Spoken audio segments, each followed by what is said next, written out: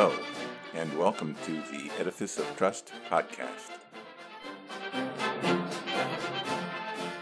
The Edifice of Trust podcast is a thoughtful discussion of today's current events from the perspective of America's founding principles. Hello, everyone.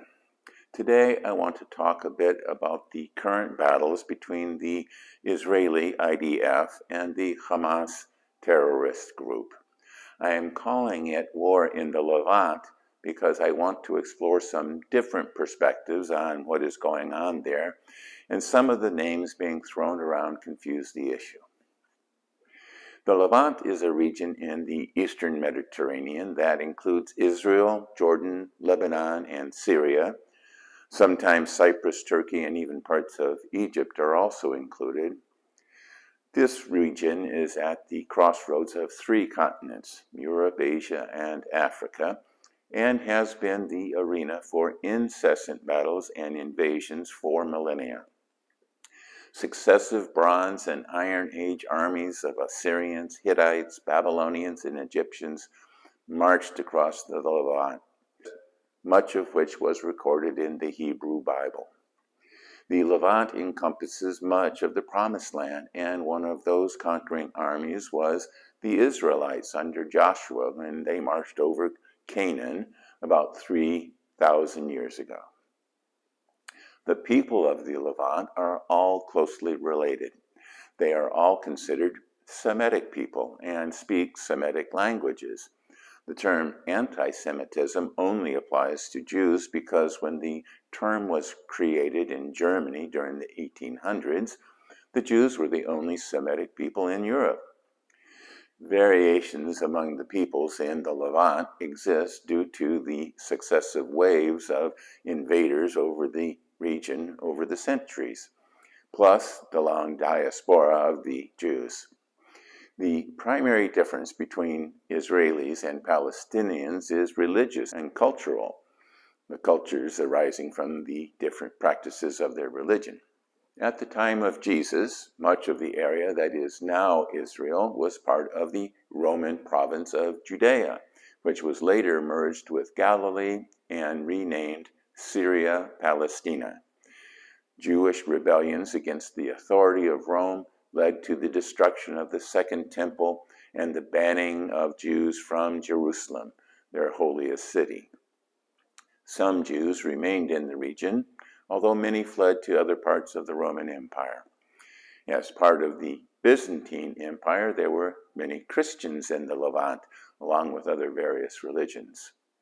Muslim Arabs defeated the Byzantines in a series of battles, conquering Jerusalem in 638 CE and Caesarea in 640 CE. The Levant remained Muslim through various caliphates and the Ottoman Empire for more than 1,000 years.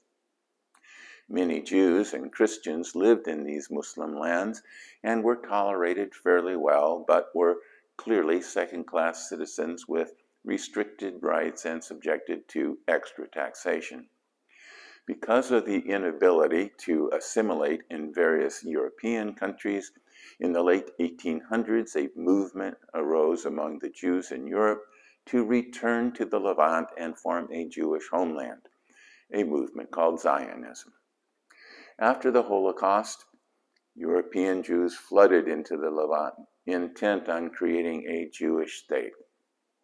The United Nations approved a partition plan to divide the region into a Jewish state and a state of Palestine, and Israel announced its independence the following year as the British relinquished their mandate over the region, which they had held since the defeat of the Ottoman Empire in World War I.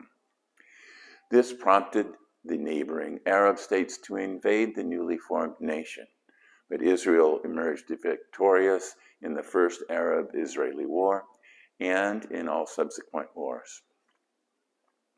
All of this history has a point.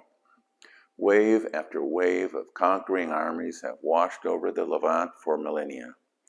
Of course, many parts of the world have had successive waves of conquering armies and multitudes of immigrants. In England, for example, early Stone Age peoples were supplanted by Celtic immigrants. Celtic Britain was invaded by Caesar in 43 BCE and were finally conquered by Claudius in 43 CE. Roman Britain later saw waves of immigrant Angles, Saxons, Jutes, and Frisians in the 4th century, as well as invasions by their northern neighbors, the Picts. Danish Viking invaders harried English ports and settled in various areas of the island, fighting constantly with the forces of Alfred the Great and his successors. In 1066, the English king Harold, having just defeated Norwegian invaders, was defeated by the Norman army of William at the Battle of Hastings. So who are the indigenous people of Britain? And does it matter? The reason I point out all this history is to show that lands have been overrun by many different peoples and many different cultures since the dawn of time. The Palestinians have no greater right to the tract of land between the Jordan River and the Mediterranean Sea than anybody else. Right now, the Israelis hold that land, and you try to take it from them at your peril. But get off your high horse about how this is about human rights and social justice.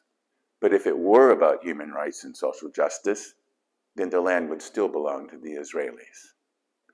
Ponder that while you listen to a brief message.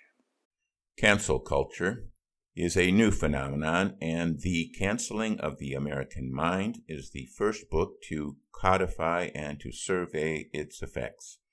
From the team that brought you the best-selling Coddling of the American Mind comes hard data and research on what cancel culture is and how it works, along with hundreds of new examples showing the left and the right both working to silence their enemies.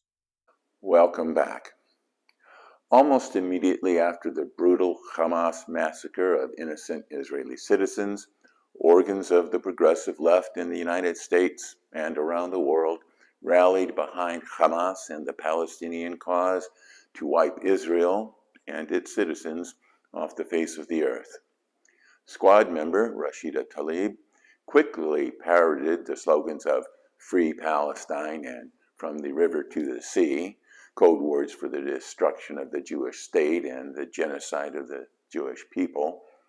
One might think it reasonable for Ms. Tlaib to support the Palestinians. She is a Palestinian refugee herself. But why is the progressive left joining her in lockstep? Jews make up a substantial part of the progressive left.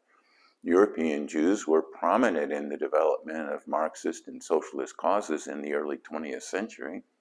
The author of the leftist handbook, Rules for Radicals, Saul Alinsky, was Jewish.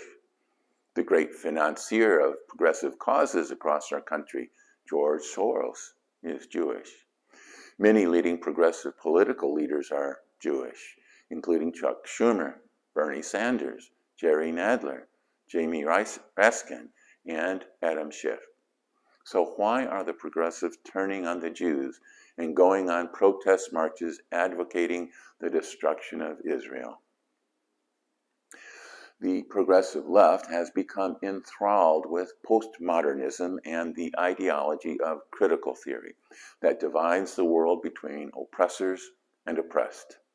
And if Palestinians are trapped in Gaza and desperately poor, then it follows that they must be oppressed. And if Israel is right next door and occupying Palestinian land, then ipso facto, they must be the oppressors. And if Israelis are the oppressors, then Hamas combatants are not terrorists but freedom fighters.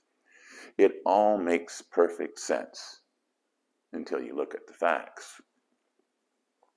It is Hamas that is the oppressor of the Palestinian people in Gaza.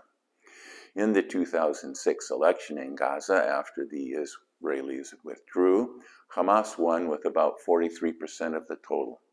That, of course, was the last election to be held in Gaza.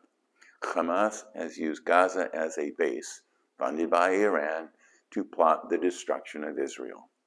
The Palestinian people are useful to Hamas only as human shields against Israeli retribution for terrorist attacks. The people are stuck in Gaza because none of the other neighboring countries want them. And the people in Gaza are desperately poor, but not because Israeli oppressors stole the land from them. Nearby Muslim countries are also desperately poor, with GDPs per capita less than a tenth of that of Israel's. The land of Israel has no more resources than other nearby countries, but the Israelis have made it blossom. It has blossomed because the Israelis have adopted the Western model of democracy and free market capitalism, while their neighbors next door have rejected that model. The destruction of Israel would not lift the yoke of poverty and oppression from the Palestinian people. And that is why the progressives have taken on the mantle of anti-Semitism and post TikTok videos for their mindless minions to march for the destruction of Israel. Israel shows the barrenness of their ideology, so it must be destroyed. Thank you for watching.